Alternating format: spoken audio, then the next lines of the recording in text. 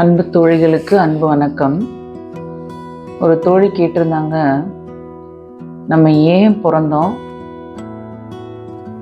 ஏன் இருக்கின்றோம், ஏன் இறக்கின்றோம், அப்புறம் என்ன கேட்டிருந்தாங்கன்னு வாழ்க்கையின் நோக்கம்தான் என்ன அப்படின்னு கேட்டிருந்தாங்க. இது நமக்கு புரிகிற அளவுக்கு எனக்கு புரிந்ததை நான் உங்ககிட்ட ஷேர் பண்ணிக்கிறேன். இந்த உயிரானது ஓரறிவு உயிராக இருந்து ஈரறிவு, மூணறிவு, நாலறிவு, ஐந்தறிவு அப்படின்னு நம்மளுடைய மெய், வாய், மூக்கு, கண், காது இந்த புலன்களின் மூலம் உணரக்கூடிய அறிவை தான் நம்ம வரிசையாக அப்படி 5 அறிவு வரைக்கும் நம்ம சொல்கிறோம். அந்த 5 அறிவு உயிரா புல்லாய் ஒரு பூச்சியா, புல்லா, பூச்சியா, பறவையா, விலங்கா, இந்த மாதிரி நம்ம தொடர்ந்து பல பிறவிகளை எடுத்து தான் இன்னைக்கு நம்ம மனித பிறப்பை எடுத்திருக்கோம். இந்த மனித பிறப்புல நமக்கு 6 அறிவு அப்படிங்கிற ஒரு அறிவும் சேர்ந்திருக்கு. அது என்னன்னா பகுத்தறிவு. எது நல்லது, எது கெட்டது, எதை செய்யலாம், எதை செய்யக்கூடாது, மற்றவங்கள நம்ம துன்புறுத்தலாமா, துன்புறுத்தக்கூடாதா அப்படின்னு எதை ஒன்றையுமே நம்ம நினைத்ததை நினைத்த மாத்திரத்தில் செய்யாமல் பகுத்தறிந்து நம்ம செயலை செய்யக்கூடிய அளவுக்கு நமக்கு சிந்தனை ஓட்டத்தை தரக்கூடிய ஒரு அறிவு தான் அந்த 6வது அறிவு. அதுதான் நம்ம மனிதனுக்கு இருக்கக்கூடிய பகுத்தறிவு அப்படின்னு சொல்கிறோம். இந்த 6 அறிவு பெற்ற மனிதன் பல விஷயங்களுக்காக தன்னுடைய அந்த நினைவு பெட்டகத்தில் தன்னுடைய கருமையம் அப்படின்னு சொல்றாங்க. அந்த கருமையத்தில் நிறைய விஷயங்களை நாம் சேகரித்து கொண்டே இருக்கிறோம். அந்த சேகரித்து வைத்திருக்கின்ற விஷயங்கள் அதை தான் நமக்கு சஞ்சீத கர்மா, பிராரப்த கர்மா, ஆகாமிய கர்மான்னு நம்ம சொல்றோம். இப்போ இந்த சஞ்சீத கர்மா அப்படிங்கிறது நம்ம ஒரு செல் உயிரியாக இருந்த காலகட்டத்திலிருந்து இன்று மனிதனாக 6 அறிவு படைத்த மனிதனாக நம்ம எடுத்திருக்க வரைக்கும் நாம சேகரித்த அந்த தொகுப்பின் பெயர் சஞ்சீத கர்மா.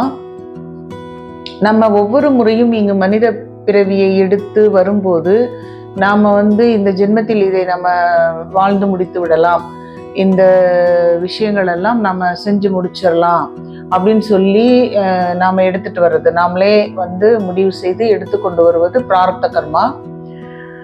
வந்த பிறகு அதை வாழாமல் நாம இங்கிருக்கும் விஷயங்களோடு ஒப்பிட்டு பார்த்து, இங்கிருக்கும் விஷயங்களில் கவர்ந்து இழுக்கப்பட்டு முரண்பட்டு இங்கே நாம் உருவாக்கி கொள்ளக்கூடிய அந்த விஷயங்களின் தொகுப்பிற்கு பெயர் ஆகாமிய கர்மா.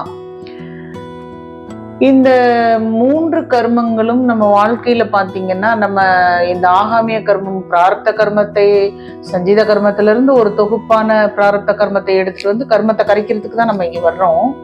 ஆனா நாம இங்கேயும் அந்த கர்மத்தை கரைக்காமல் இங்கேயும் வாழ்க்கையினோடு நம்ம முரண்பட்டு நம்ம ஆகாமியத்து கர்மத்தை நம்ம சேர்த்து கொள்கிறோம். அப்படி சேர்த்து கொள்ளும் பொழுது நம்மளுடைய அந்த எண்டு பாத்தீங்கன்னா, நம்ம வாழ்க்கையில எந்தெந்த விஷயத்தை நோக்கியோ நம்ம ஓடிட்டே இருக்கோம். என்னென்ன தேவை நமக்கு இருக்கிறதா நினைச்சிட்டு நம்ம நிறைய விஷயங்களை நோக்கி ஓடிட்டே இருக்கோம்.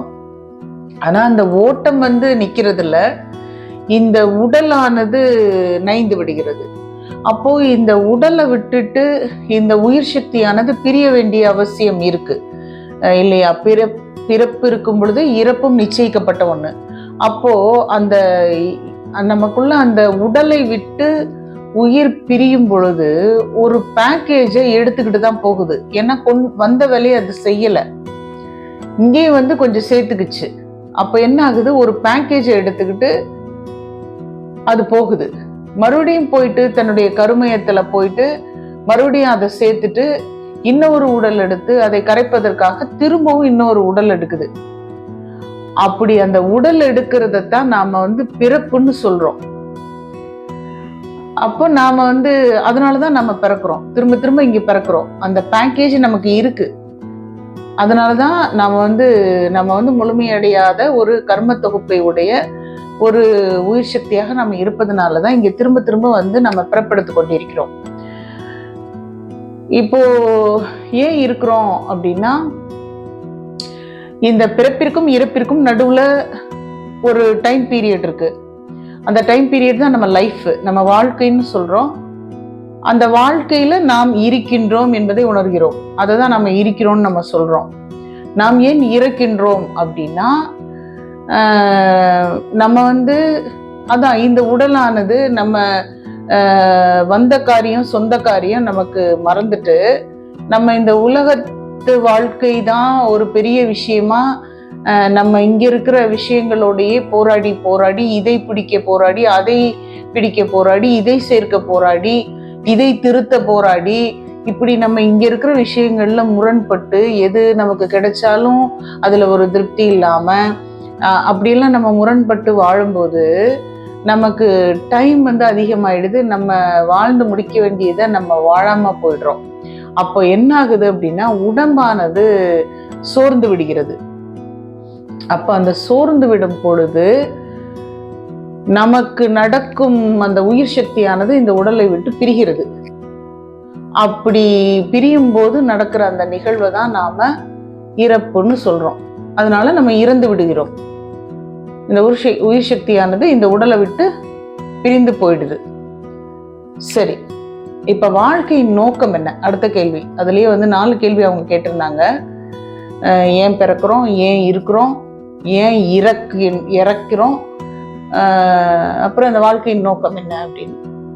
வாழ்க்கையின் நோக்கம் இதுதான். நம்ம வந்து நம்மளுடைய ஏற்கனவே பல ஜென்மமா நம்ம தொடர்ந்து பல உடல்களை எடுத்துக்கொண்டே நம்ம பிரயாணப்பட்டுக்கிட்டே இருக்கோம். நம்ம இந்த ஜீவனானது பிரயாணப்பட்டு கொண்டே இருக்கிறது. அந்த பதிவுகளை கரைத்து விட்டு ஒரு முழுமையை அடைந்து நம்ம வந்து இந்த இயற்கையோடு இயற்கையாக நாம் கரையும் வரை, நமக்குள்ள அந்த பூரணத்துவம், அந்த முழுமைத்துவம், அந்த முக்தி நிலையை நாம் அடையும் வரை நாம வந்து இங்க திரும்ப திரும்ப பிறந்துக்கிட்டு தான் இருப்போம், இறந்துக்கிட்டு தான் இருப்போம். அப்ப நம்ம அதுக்காக தான் வர்றோம். இங்க எதுக்காக அந்த வாழ்வின் நோக்கம் என்ன அப்படின்னா, ஒவ்வொரு உயிரும் முக்தி அடைந்து தனது கர்மங்களை எல்லாம் கரைத்து, அந்த கர்மங்களை எல்லாம் வாழ்ந்து கரைக்க முடியாது, புரிந்து புரிந்து பக்குவப்பட்டு தெளிவடைந்து. இப்ப ஒரு தீ சுடும் அப்படின்னா நம்ம தொட்டு தொட்டு எல்லாத்தையும் பார்க்க வேண்டிய அவசியம் இல்லை. அது போல வாழ்க்கையில நிறைய விஷயங்களை நம்ம வாழ்ந்து வாழ்ந்துதான் புரிஞ்சுக்கணும்னு அவசியம் இல்லை. நம்ம மனிதனாக பிறந்த பிறகு நம்ம பகுத்தறிந்து நிறைய விஷயங்களை நம்மளால புரிந்து கொள்ள முடியும். நம்ம அறிவினால், புத்தியினால், தெளிவினால், நமக்குள்ள நடக்கின்ற மாறாத தெளிவுதான் ஞானம். அந்த மாறாத தெளிவினால் நம்ம புரிந்து புரிந்து அந்த கர்மங்களை கரைத்து நாம் வந்து நம்ம அந்த அடுத்த ஜென்மம்னு ஒண்ணு நமக்கு இல்லாம இந்த பிறவி சுழற்சியை முடித்து கொள்வதற்காகத்தான் நாம வந்து இங்க பிறப்பெடுக்கிறோம். ஆனா அதை முடித்து கொள்ளாமலே திரும்பவும் கூட கொஞ்சமும் நம்ம அதை சிக்கல் பண்ணிட்டு திரும்பவும் அந்த உடலை விட்டு நம்ம போயிடுறோம். ஸோ வந்த வேலையை நம்ம முடிக்காமலே போயிடுறோம். நம்ம பிறப்பெடுத்ததற்கு காரணம் நம்ம பிறப்பில்லா நிலையை நாம் இந்த அடையிறதுக்கு தான், பூரணத்துவத்தை அடைவதற்கு தான்.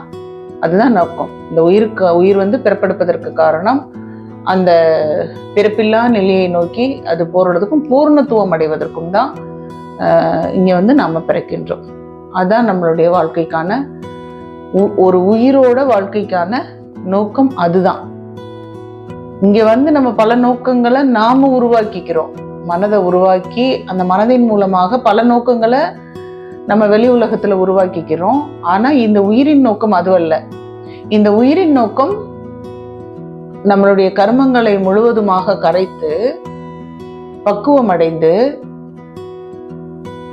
தெளிவை அடைந்து நம்ம தன்னை அறிந்து முழுமையடைந்து பிறவா நிலையை அடைந்து ஒரு பூர்ணத்துவம் அடைவதற்கும் முக்தி அடைவதற்கும் தான் இங்கே ஒவ்வொரு உயிரும் பிறப்பெடுக்கின்றது. வாழ்க்கையின் நோக்கம் முக்தி அடைவதுதான். நன்றி.